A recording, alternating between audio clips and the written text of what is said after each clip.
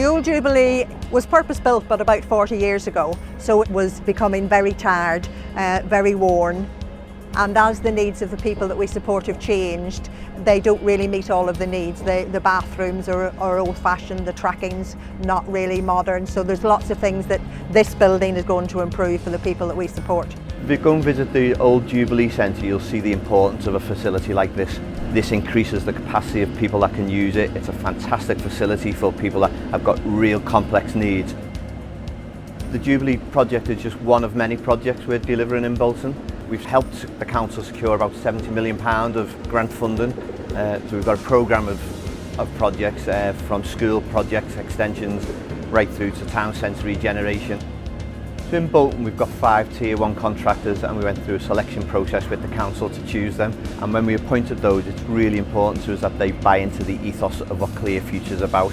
That's the cost certainty, the programme certainty, the partnership working and delivering that social value and sustainability from every project that we do. The Clear Futures process means that we don't get to just look at one project specifically, we get to look at the partnership as a whole. So that allows us to look above and beyond what social value targets would normally be put in place. So we're working with them to support local supply chain growth, looking at working with local SMEs and micro businesses, and we're currently exceeding on all local spend. One of the things that really surprised me is how great the partnership's been with all concerned. There's a lot of people involved in this project. The collaboration that we've had as a group is what really is going to make this project a big success.